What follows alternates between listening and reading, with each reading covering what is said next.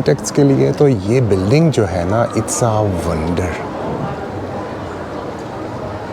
अच्छा, मेरी यहाँ आने की 2 वजह हैं। फ्यूचर लाइब्रेरी और दूसरी ख़ास बात वो है खान साहब। अस्सलाम वालेकुम जनाब, welcome back to Sid's coffee world. उम्मीद करता हूँ कि आप सबका हफ़्ता बहुत ही मज़े का गुजरा होगा। इस वक्त मैं मौजूद हूँ दाइकमान बिब्लियोथेक में। बिब्लियोथेक means a library in Norwegian, so this is the main library in Oslo. अच्छा, मेरी यहाँ आने की 2 वजह हैं। एक तो इनकी फ्यूचर लाइब्रेरी जो हम बाद में देखेंगे, और दूसरी ख़ास बात वो है खान साहब। तो चलिए आपको खान साहब भी दिखाते हैं और यहाँ की फ्यूचर लाइब्रेरी भी दिखाते हैं। Join me. First floor is quite happening place, meeting place है एक किस्म की। यहाँ पे सबसे पहले आपको रिसेप्शन नज़र आएगी और उसके बाद वो एरिया जहाँ से आप अपनी बुक्स कलेक्ट कर सकते हैं या वापस कर सकते हैं। यहाँ पे सामने इंफॉर्मेशन डेस्क होगी जहाँ पे आपको बताया जाएगा कि इनके स्केड्यूल्स क्या हैं। जैसे इन्होंने आज के स्केड्यूल का लिखा हुआ है, tomorrow and for Monday.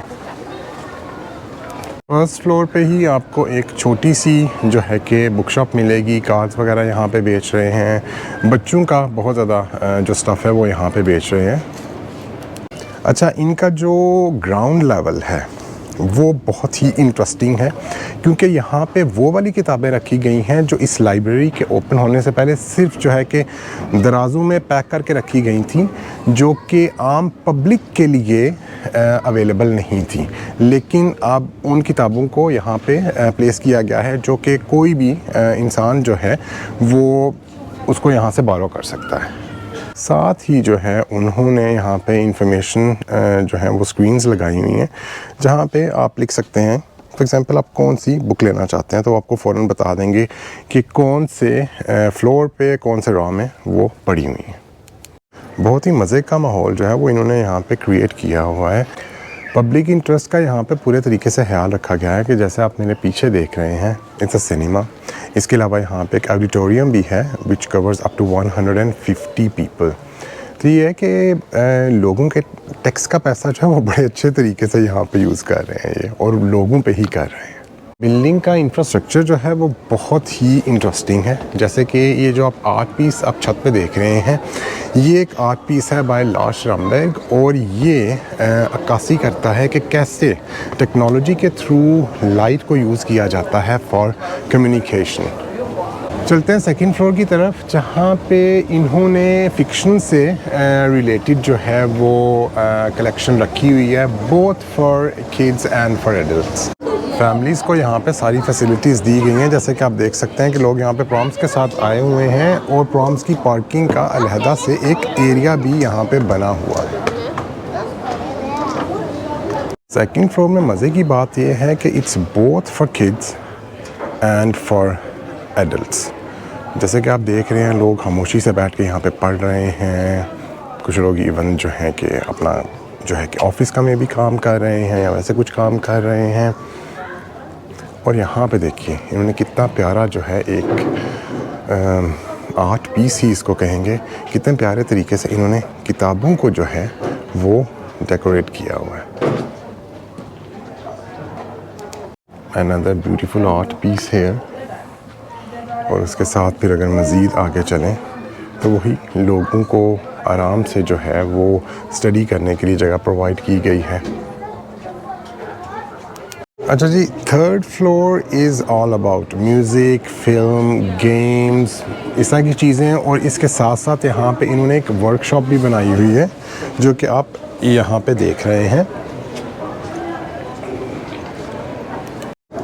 Workshop पे डिफरेंट एक्टिविटीज़ के लिए उन्होंने फैसिलिटीज़ प्रोवाइड की हुई हैं, जैसे कि स्विंग मशीन हो गई, 3D प्रिंटर्स हो गए, और भी बहुत सारी चीज़ें। फॉर एग्ज़ाम्पल अगर आप अपनी स्टिचिंग एबिलिटीज़ चेक करना चाहते हैं या डिज़ाइनर बनने का सोच रहे हैं, so you can borrow sewing machine here, तो उधर आप ट्राई कर सकते हैं। बट इन सब चीज़ों को यूज़ करने के लिए आपको पहले यहाँ पे जो है वो अपॉइंटमेंट्स लेनी पड़ती हैं, और वो भी जो है कि आप सब कुछ जो है वो नेट के थ्रू ही करते हैं। अच्छा, थर्ड फ्लोर जो है ना बहुत ही इंटरेस्टिंग है। एक जगह पे जो है वो वर्कशॉप बनाई गई है और उसकी दूसरी ही साइड पे म्यूज़िक, फिल्म, आर्ट से रिलेटेड बहुत सी जो है कि फैसिलिटीज़ प्रोवाइड की गई हैं। तो चलें ऐसे करते हैं, आगे चलते हैं और मज़ीद थर्ड फ्लोर को जो है ना वो एक्सप्लोर करते हैं। आइए मेरे साथ। अच्छा जी, पीछे आप मेरे देख रहे हैं एक बहुत ही बड़ी चेस्ट है, उसके पीछे एक स्टेज है। तो it's not only a library, it's a meeting point for families, for friends in all ages. So they have something for everybody at one place, and this is the Library of Oslo. अच्छा, जो मुझे बात यहाँ पे सबसे अच्छी लगी है कि वो ये कि लोगों की सहूलत का पूरा ख्याल रखा गया है। मुख्तलिफ़ जगहों पे जो है कि स्पेशल एरियाज़ जो हैं वो बनाए गए हैं जहाँ पे लोग बैठ के खा सकते हैं अगर वो अपना खाना साथ लेके आए हुए हैं, ताकि जो दूसरे एरियाज़ हैं वहाँ पे जो है लोग डिस्टर्ब ना हो। अच्छा जी, अब चलते हैं मज़ीद फोर्थ फ्लोर की तरफ, जहाँ पे इन्होंने क्लासरूम्स बनाए हुए हैं, ग्रुप रूम्स बनाए हुए हैं और एज आई सेड अर्लियर के आराम से बैठ के आप वहाँ पे स्टडी भी कर सकते हैं। लेकिन उसके साथ साथ आपको यहाँ पे बुक्स मिलेंगी लिटरेचर, आर्किटेक्चर, हेल्थ, टेक्नोलॉजी और नेचर से रिलेटेड।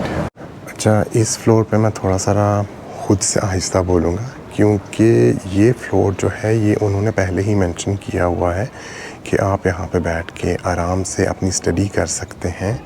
तो इसलिए मुझे थोड़ा सा आहिस्ता बोलना पड़ेगा, लेकिन मुझे ये इनका जो है ना पार्ट यहाँ पे बहुत ही पसंद आया है। This is about religion. बहुत ही प्यारा ये सेक्शन बनाया हुआ इन्होंने यहाँ पे लाइब्रेरी में, और यहाँ पे एक मैप है। I think this is really very nice. और ये देखिए, बहुत ही प्यारा सेक्शन इन्होंने यहाँ पे बनाया हुआ है।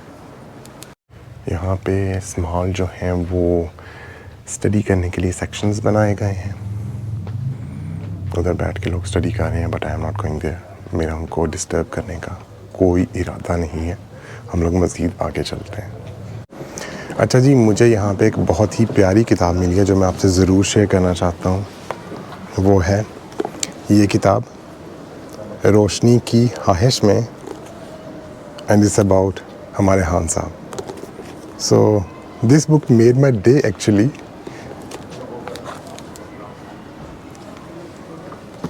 और ये किताब भी आपको थर्ड फ्लोर पे मिलेगी।